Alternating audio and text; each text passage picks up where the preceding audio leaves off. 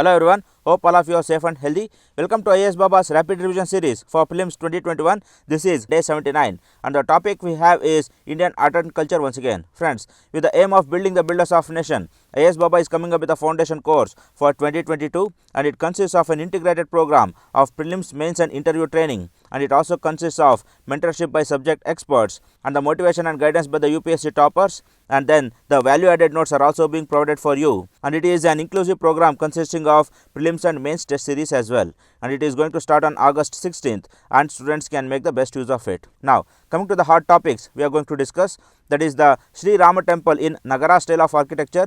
The new Ram Mandir is going to be constructed in this style, that is why it becomes important. Then Bundy painting and Kishangarh paintings, then Basholi painting and Kangra painting, then Pala painting and Mughal paintings, then Mohini Atom and Manipuri Dance, then Dolo Kunita and Murky Dance, then Uttam Tulal and RaRe, then Katputly and Bombal Atom, then Gumbayata and Ravana, then glove puppetry of India and Tol Kutu. Now coming to the first one, the Sri Rama temple which was going to be built in Nagara style of architecture. Yes friends, the style of architecture is the Nagara style and the temple would be 360 feet long and 235 feet wide and would have 3 floors. So in this context Nagara style is worth revising. Now more about Nagara style of architecture. These are square shaped temples mostly constructed on raised platforms with steps leading to the temple. Yes friends, these are square temples. Yes, we can see the square temple here and they are built on the raised platforms. So here is the raised platform of the temple and there are steps for climbing and reaching into the temple. Then more facts, Nagara temples are characterized by curvilinear spiral roofs called shikaras. So these are the curvilinear shikaras of these temples. So these curvilinear shikaras are the rectilinear shikaras we have discussed in the last class as well. Then sanctum sanctorum called the Garbhagriha. So the sanctum sanctorum which is holding the deity that is present below this shikara. Then we have a pillared hall called mandapa. So this is the mandapa here which is the second highest of shikara and these are called Ardha Mandapas. Then come to more facts, the Amalaka is another distinct feature. So over and above this shikara there will be a designer called Amalaka. In the Dravidian style the same are called the Kalashas, here it is called Amalaka. So this is something like the symbol of the temple. Then come to more facts regarding the Nagara style. Friends, there are several Nagara styles based on the types of shikaras that are built. So first one is the Rekha Prasad or Latina style. This is a square base and inward curving walls that have a pointed top. So friends, this Rekha Prasad, it has a square base and inward curving walls that have a pointed top. Yes friends, this is a basic shikara and here this one is the Rekha Prasad or the Latina shikara. So it is inward carving and the walls are being curved to the top. Then Shekari, here one main Rekha Prasada shikara is present and one or more rows of smaller steeples on both the sides of the central spire is present. So one shikara will be present and in a row there will be other shikaras. So this is the Shekari shikara. So here we can see many mini steeples that are present in a row. Then come to next one, Bhumija. Here it has a central Latina spire and a miniature spires on the quadrant formed by tapering tower. So on the quadrant means on the slope of those shikaras there are other miniature shikaras. So here in this figure you can see that on the slope of the shikaras there are other shikaras. So this is the Bhumija type of shikara. Then come to next one, Vallabhi. Here the temples are rectangular in shape comprising of the barrel vaulted roof. Friends, barrel vaulted roof means this is how the roofs are, like inverted barrels. So here the barrel vaulted roofs we can see here and this is the Vallabhi type of shikara. Then come to next one, the Famsana. Here the roofs with numerous slabs that are rising upwards in a gentle slope on a straight inclined line like a pyramid. So here there are several slabs that are tapering towards the top. So in this figure we can see how various slabs they are tapering like a pyramid towards the top. So this we can say that it is a Famsana type of shikara. So here almost all the types of shikaras we have studied. Friends, these are present in NCERT itself. That is why it is worth remembering. So do not forget to revise. Now come to the next topic, the Bundy Painting and Kishangarh Painting. First one, the Bundy Painting. Friends, why was it in news? Because Ministry of Tourism, it organized a webinar on Bundy, the heritage of forgotten Rajput capital, under the Dekho Apna Desh webinar series. So under that series the Bundy Painting was also published. So in that context it becomes important. Now coming to Bundy painting. It is a painting which started as early as 1625 AD. However, even 1625 AD is also late, but still it is an old painting. Then the painting has a border in brilliant red color. So here we can see how brilliantly the red border is present, and then that has the rich and glowing colors. So here the painting is painted with a rich and glowing colors. So here we can see the rich green coloring, and they are glowing in nature. Maybe some oily effect or some lustrous effect are also given to this painting. Then the rising sun in gold color is provided, and the crimson red horizons are also provided. So in this particular figure there is no horizon, but however in other pictures whenever there is a sky, it is crimson red, not in blue, and the sun is shining with a golden color. Then overlapping and semi-naturalistic trees are present. So the trees are overlapping. So here we can see how trees are overlapping with one another, and they are semi-naturalistic. So these are not so naturally painted. So just like cartoons, they are being painted. Then the Mughal influence is visible in the refined drawing of the faces and an element of naturalism in the trees. Friends, basically the Mughal paintings, they are famous for natural paintings. So the faces, the body structures, they are painted very naturally by Mughals. So as and when these paintings they learnt about Mughals, they also adopted natural paintings. So natural trees, natural animals, they were painted naturally. So here we can see how some of the ducks are being painted naturally, and here we can also see some lotuses which are also being attempted to paint naturally. But however, still the structures of the body, the postures, they are not so naturally painted. Then come to next the examples. Here a painting showing Bhairavi Ragini in Allahabad Museum. So this Bhairavi Ragini painting, it is one of the famous masterpiece of Bundy painting. Friends, Bhairavi Raga, this Hindola Raga, Deepak Raga, how these are being painted. So this Bhairavi Raga means early morning. So the skies are darkened and the sun is shining brightly and it is about to rise. So this is how various ragas are painted.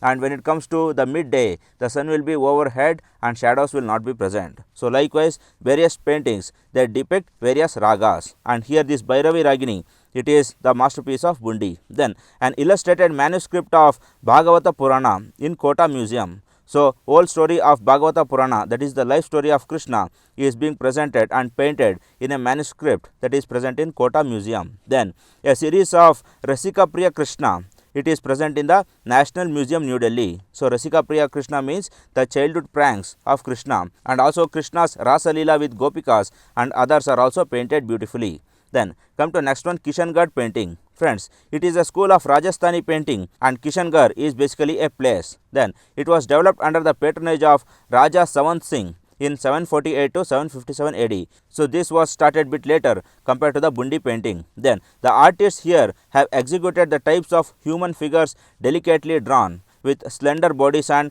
up tilted eyes. So here the Bani Tani, the famous Kishangarh masterpiece, it shows the tilted eye, that is tilted upwards. And then the physique of the humans are being very slender. Here we can see the human beings are slenderly painted and they are nicely decorated with various embellishments. Then come to more facts. The broad vista of landscapes showing a stream, rows of overlapping trees and architectures are common feature. So in this figure we can see architectures, and in some others there are overlapping trees and horizons. The nature and buildings both are being painted. Then the artist has displayed a masterly skill in grouping of many figures in a miniature. The painting has golden inner border. So here the paintings of Kishangarh, they will be having golden inner borders. So these are the trademarks of Kishangarh paintings, and moreover the overlapping is common. Yes friends, there will be trees, and in front of the trees human beings will be standing, and behind the human beings some other animals will be there, river will be flowing. Such overlaps are common in both Bundy and Kishangarh painting. Almost all in Rajasthani paintings the overlap is common. Then examples of Kishangarh painting: return of Krishna with Gopas and cows to Gokula in the evening. It is presented in the National Museum, and this is one of the beautiful examples of Kishangarh. And this Indian Mona Lisa is also an example of Kishangarh painting. Then come to next topic, Basholi and Kangra painting. Friends, Basholi and Kangra paintings are the Pahadi paintings, that is the paintings present in Himachal Pradesh and Uttarakhand. Now we will see the Basholi painting. The earliest center of painting is Pahadi region. So this is Pahadi painting, we have discussed that. Then this developed under the patronage of Raja Kripal Singh. So this name we can remember.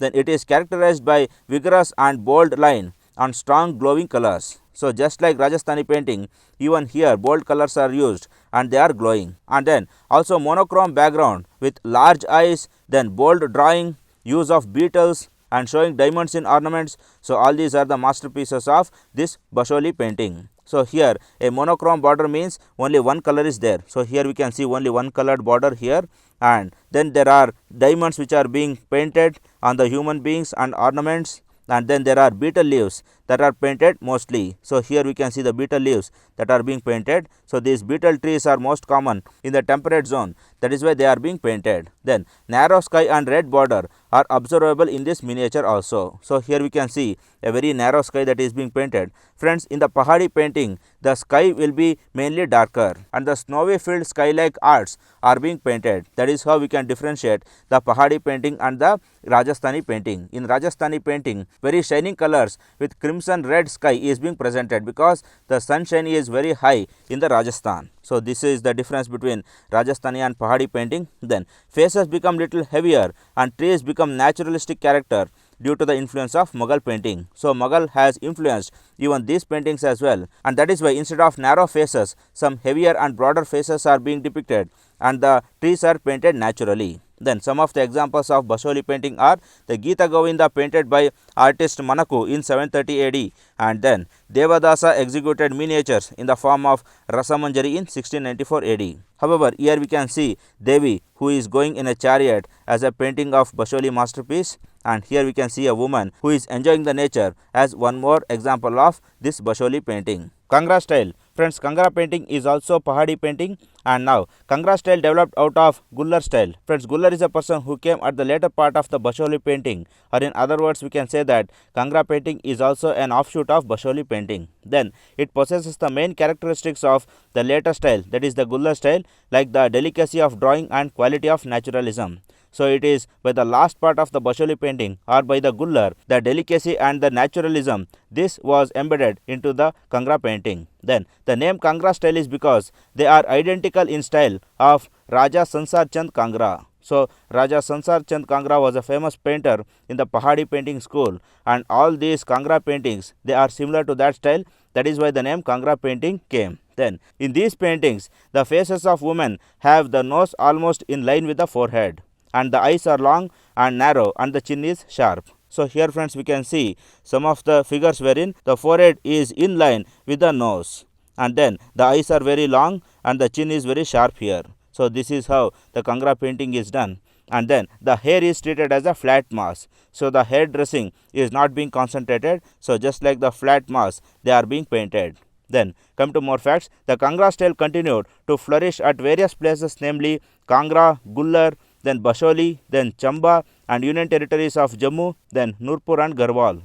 So in almost all Himachal Pradesh and Uttarakhand region, the Kangra painting flourished. Then some of the Pahadi painters found patronage in Punjab under Maharaja Ranjit Singh. So even Ranjit Singh, he patronized Kangra painting. Then come to next one, the Pala painting and Mughal painting. First one, the Pala painting. Friends, the earliest examples of miniature painting in India exist in the form of illustrations to the religious texts on Buddhism executed under Palas of Eastern India, and the Jain texts executed in Western India during the 11th and 12th century AD. So this Jainism and Buddhism, they can be said as the birthplaces of miniature paintings. Friends, miniature painting means painting on manuscripts, cards, leaves, etc.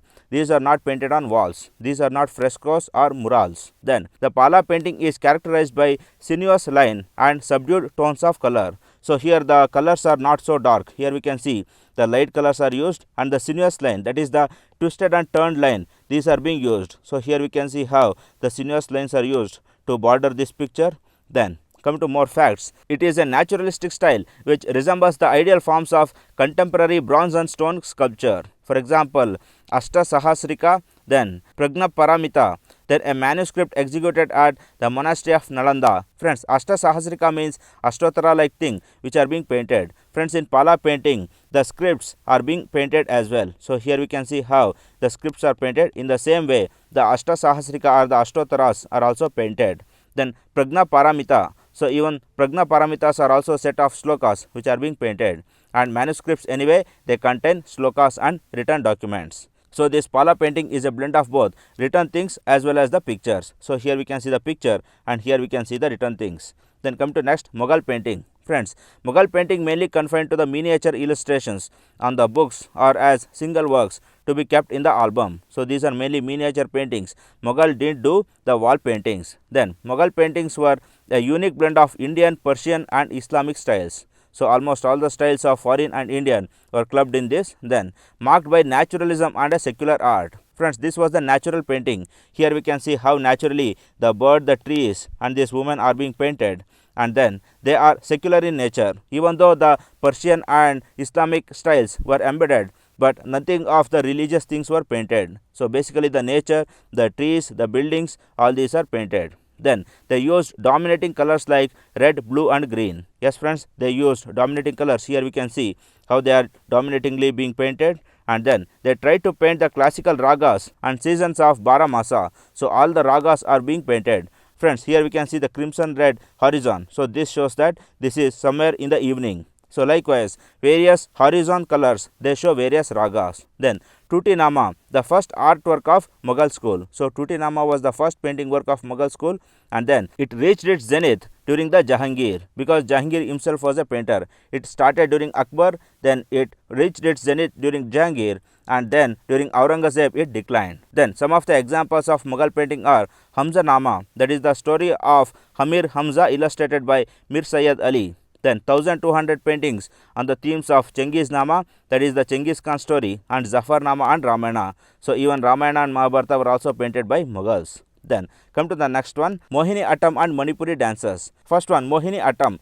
Friends, a few texts that find mention of Mohini Atom are the Vyavahara Mala of 16th century, then Gosha Yatra of 17th century, and Balarama Bharatam of 18th century, that is a treatise on Natya Shastra authored in Sanskrit. So this Vyavahara Mala, this Gosha Yatra and Balarama Bharatam, these are worth remembering. Then coming to Mohini Atom, it is based on Natya Shastra's Lasya style. So there are two styles, that is the Tandava and Lasya style. So this is the Lasya style, basically the melody style. Then it has delicate movements and more feminine facial expressions. So these are mainly performed by female genders, and these have feminine expressions. Then the movements are gentle and glide like. So the movements are gentle and the changing of postures is very smooth, and they do not have terse, rhythmic and crisp steps. So these are not fast steps. Then the dancer wears a white or cream plain saree adorned with colored or gold brocade. So here we can see the white saree which is adorned by the gold brocade. Then the artist also wears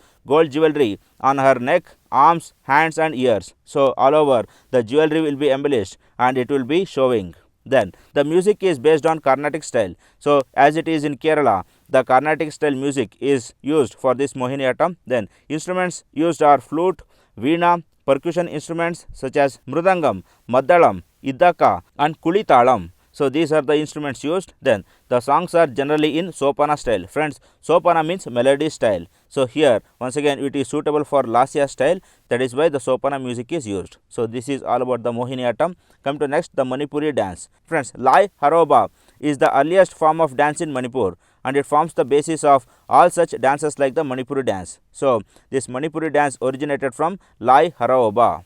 Then the chief performers are the priests and priestesses. So the priests and priestesses of the Vishnu temple, they perform this dance, and they are known as Maibas and Maibis. So these Maibas and Maibis, they perform this Manipuri dance, and this dance is performed as dance drama, and its central themes are the love story of Radha and Krishna. So this is both a dance and a drama, that is basically the expressions and the footworks and the steps are being included, and the story is the love story of Krishna and Radha. Then there are essentially two divisions in the classical Manipuri dance, that is the Jagoi and Cholam styles. Jagoi prominent in Ras Leela. This stream represents the Lasya element. Then this Cholam, it represents the Tandava form of classical dance. So this Joga is very melodic and it is feminine in nature, and this Cholam, it is crisp, fast and it is a Tandava form of dance. Then the chief instruments used are the drum and the flute. So these are the two instruments used in Manipuri dance. Then female artists adorn a barrel shaped drum like skirt. So this is the barrel like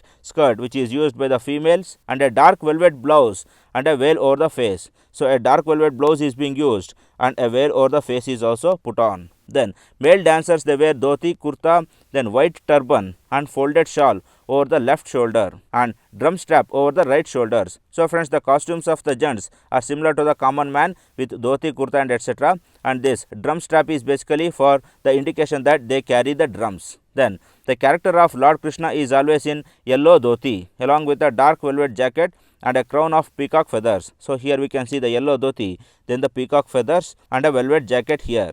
So this is all about the costumes and the performance of Manipuri dance. Then come to next one, the Dolo Kunita and Murky Dance. First one, Dolo Kunita. Friends, Dolo Kunita is an outstanding and dynamic folk art of Karnataka. So this is originated in Karnataka. Then the dance is confined to males with good physique. So friends, here in Dolo Kunita, the physique is exposed, as the costumes, they expose the body, and the physique is important because they have to carry these dolus or the doles or the drums while they are dancing. Then the hollow drum is tied on the waist of the performer and they perform along with this drum. Then it is a religious and cultural ritual and is performed mostly by Kurubas and devotees of Bire Devaru. So this Bire Devaru, a local deity, it is being worshipped by this Dolo Kunita and it is being done by Kurubas. So these Kurubas, they are a caste of Karnataka. Then the dancers stand in a circle and move as they start beating the drum. So they stand in the circle like this and they start moving and they start performing the steps. So this is a simple dance and this is called Dolo Kunita of Karnataka. Then come to next, the Murky Dance. Friends, the Murky Dance is a folk dance popular in the state of Madhya Pradesh, especially the Malwa region.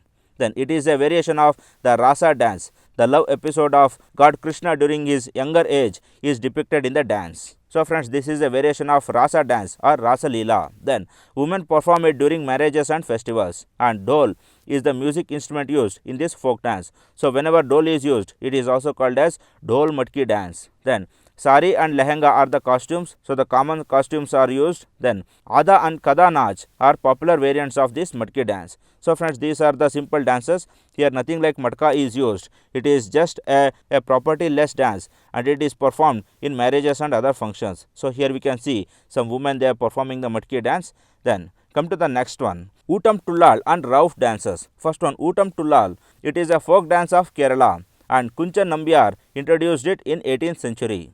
So this was a latest one that is in the 18th century. And then it is a solo performance where the performer, they act and dance during the recital. So when the recital is done behind by Bhagavata and the other musicians, this person, a solo performer, he will enact and he will show the expressions. Then the artist is accompanied by chorus singer, drummer and cymbal player. So just like how in Yakshagana and in Kathakali, even this has an Himmela and Mummela, that is the back end team as well as the front end team. But however here the front end team is a solo performer. Then mythological stories are the basis of the chorus songs. So Ramayana, Mahabharata are the basis of the songs. Then selected excerpts of Malayalam literature is presented with immense beauty. So here basically Malayalam literature is exhibited here. Then the performer also has the freedom to reflect his view of the audience. So what the audience are seeing, what they are thinking, even that can be explained here. Then the green makeup and colorful costumes are used in the dance. So here we can see how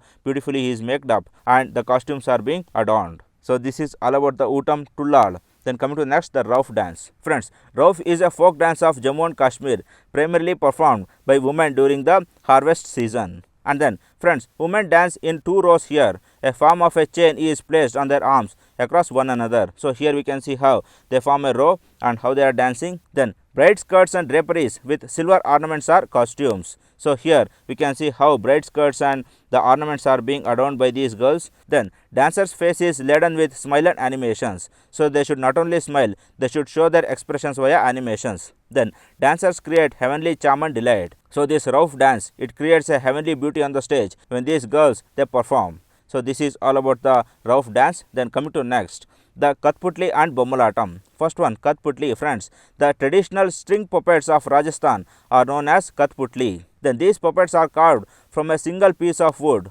and these puppets are large dolls. So they are not small, they are large enough. Then their costumes and headgears are designed in Rajasthani style. So traditional Rajasthani style is the costumes designed. Then Katputly is accompanied by a highly dramatized version of regional music. So just like the traditional costumes, even the music is also the regional ones. Then oval faces, large eyes, then arched eyebrows and large lips are some of the distinct features. So here we can see how there is oval faces, then large eyes, and then the arched eyebrows. So all these things we can see in this figure itself. Then these puppets wear long trailing skirts and do not have legs. So even the arms are not present, not only the legs here.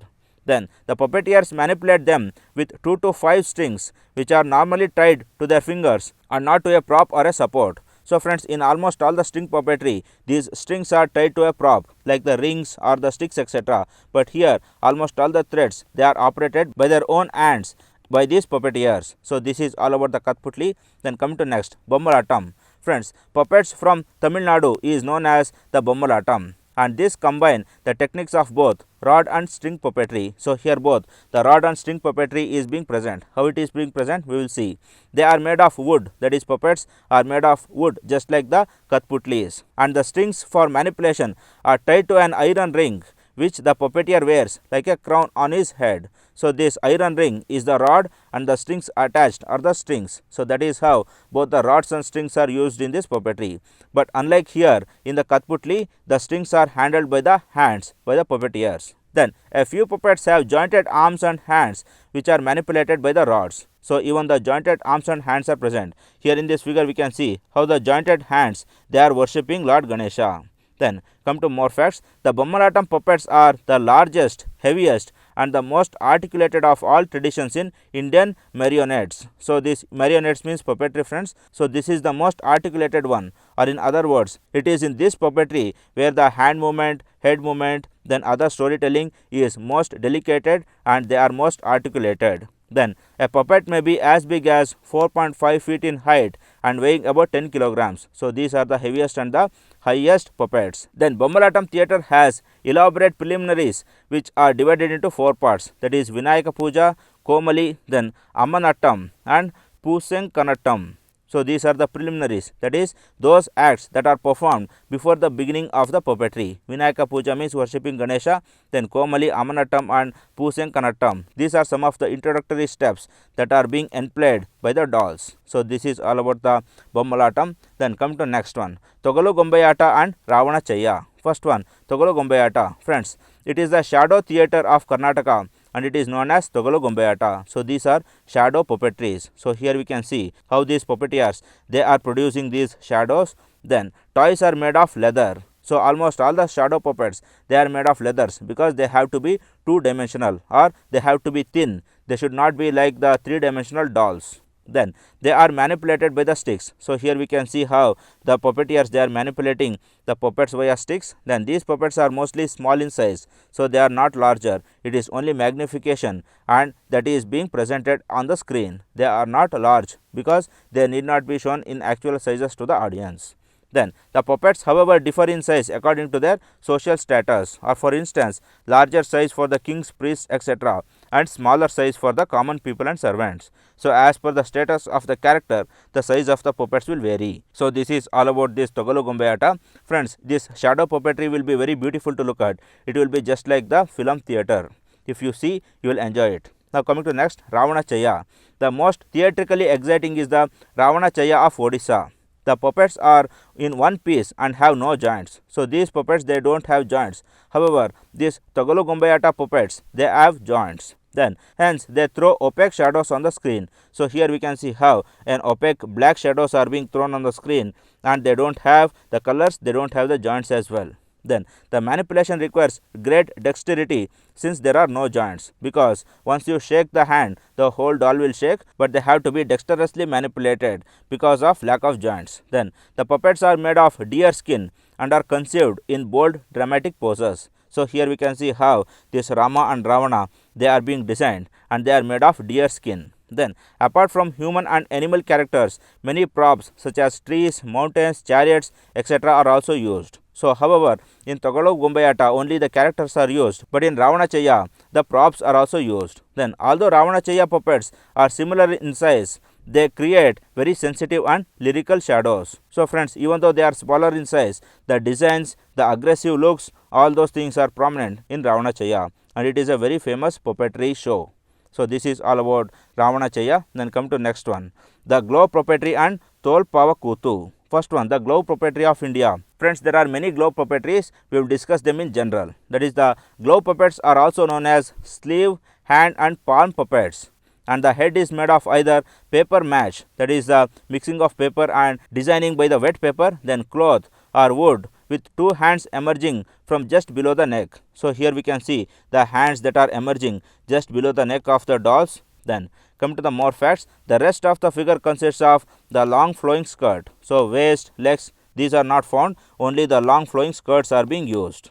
Then these puppets are like limp dolls, but are capable of producing a wide range of movements. So here the limp dolls means they can just provide only the primitive motions, but still they are able to attract the audience with their own style of movements. Then the tradition of glove puppets in India is popular in Uttar Pradesh, Orissa, West Bengal and Kerala. Then in Uttar Pradesh, glove puppet plays usually present social themes, whereas in Orissa, such plays are based on stories of Radha and Krishna. So in UP, the social themes are presented via glove puppetry, but however in Orissa, the Radha Krishna stories are presented. Then in Orissa, the puppeteer plays on dolak with one hand and manipulates the puppet in the other hand. So this is a great skill of Odisha people. They play the dolak in one hand and they handle these puppets in the other hand. Then the delivery of dialogues, the movement of the puppet and the beat of dolak are well synchronized. So this is all about the Odisha puppetry. So now UP puppetry, the social themes, then Odisha puppetry,